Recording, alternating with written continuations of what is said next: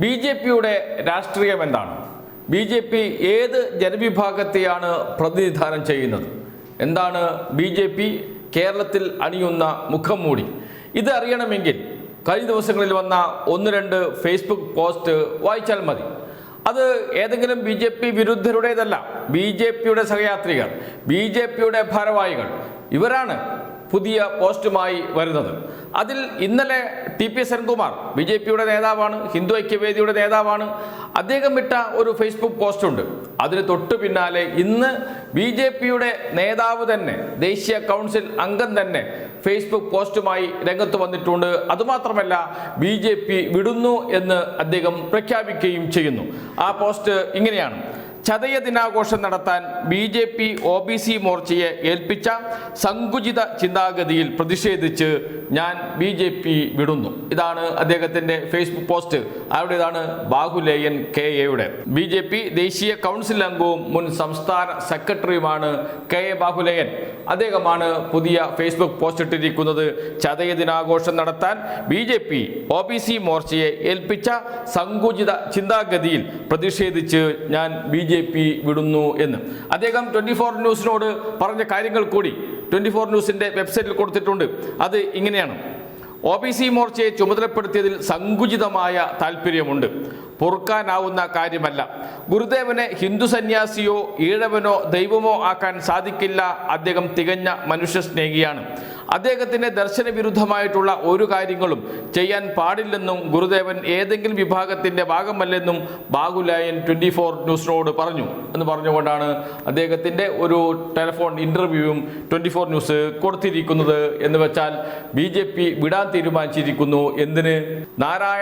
ശ്രീനാരായണ ഗുരുദേവൻ്റെ ജന്മദിനം ആഘോഷിക്കാൻ ബി.ജെ.പി മുൻകൈയെടുത്തില്ല, ബി.ജെ.പി ആഘോഷിച്ചില്ല. പകരം OBC മോർച്ചയെ ഏൽപ്പിച്ചു, നിങ്ങൾ നടത്തിയാൽ മതി എന്ന് പറഞ്ഞുകൊണ്ട്. അപ്പോൾ എന്താണ് ബി.ജെ.പി എന്ന് വ്യക്തമായല്ലോ. ബി.ജെ.പി സവർണ താല്പര്യങ്ങൾ സംരക്ഷിക്കുന്ന, അതിനുവേണ്ടി നിലകൊള്ളുന്ന, അതിനുവേണ്ടി പ്രവർത്തിക്കുന്ന രാഷ്ട്രീയ പാർട്ടിയാണ്. ബാക്കിയെല്ലാം അവരുടെ മുഖം മൂടികൾ മാത്രമാണ് എന്ന് ഇതോടുകൂടി വ്യക്തമായിരിക്കുന്നു. അവർ തന്നെ അത് വ്യക്തമാക്കിയിരിക്കുന്നു. ആര്? ബി.ജെ.പിയോടൊപ്പം നിൽക്കുന്നവർ തന്നെ. ഇന്നലെ ടി.പി. സെൻകുമാറാണ് രൂക്ഷമായ വിമർശനവുമായി രംഗത്ത് വന്നത്. ടി.പി. സെൻകുമാറിന്റെ ഫേസ്ബുക്ക് പോസ്റ്റ് ഇങ്ങനെയായിരുന്നു: ശ്രീനാരായണ ഗുരുജയന്തി ആഘോഷം സംഘടിപ്പിക്കുവാൻ OBC മോർച്ചയെ ഏൽപ്പിക്കുന്ന ബി.ജെ.പി ഗുരുദേവൻ 1916 തന്നെ പറഞ്ഞ കാര്യങ്ങൾ മറന്നാണ് പ്രവർത്തിക്കുന്നത്.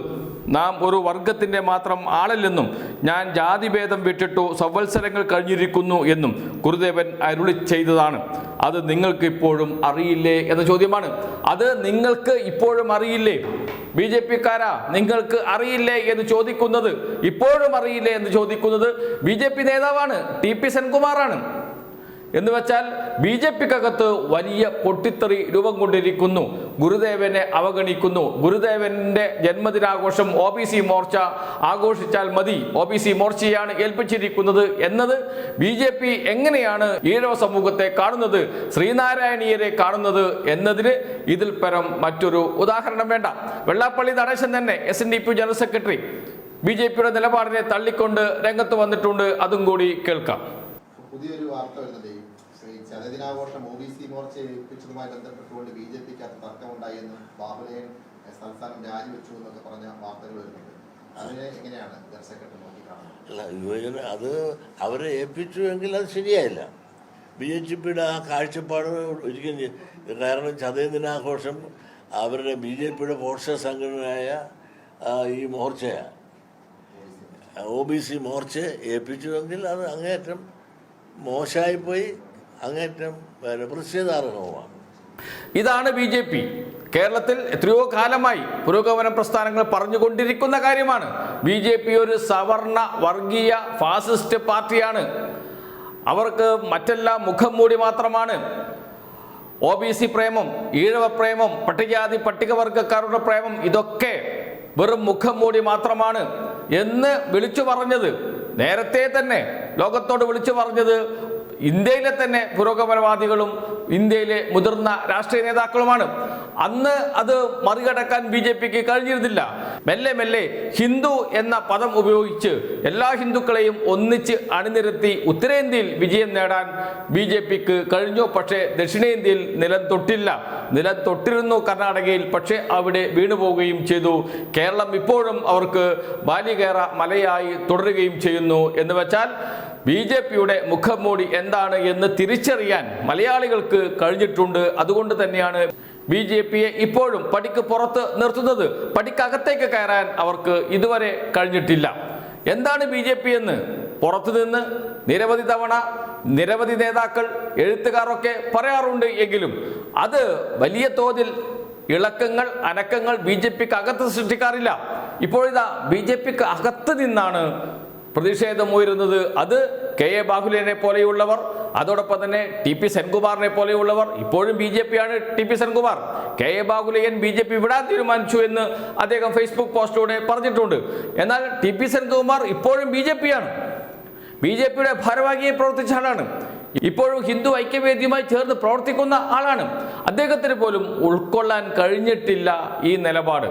എന്ന് വെച്ചാൽ BJP ഒരു സവർണ ഫാസിസ്റ്റ് പാർട്ടിയാണ് എന്ന് വിളിച്ചു പറയുന്നത് ഇപ്പോൾ BJPക്ക് അകത്ത് നിന്ന് തന്നെയാണ് എന്നത് BJPയിൽ വലിയ പൊട്ടിത്തെറി തന്നെ ഉണ്ടാക്കും എന്ന കാര്യത്തിൽ സംശയമേയില്ല. ഈഴവ സമൂഹത്തെ, ശ്രീനാരായണീയരെ സ്വന്തം പാളയത്തിൽ എത്തിക്കാൻ BJP നേതാക്കൾ ശ്രമിക്കുന്ന ശ്രമങ്ങളുണ്ട്.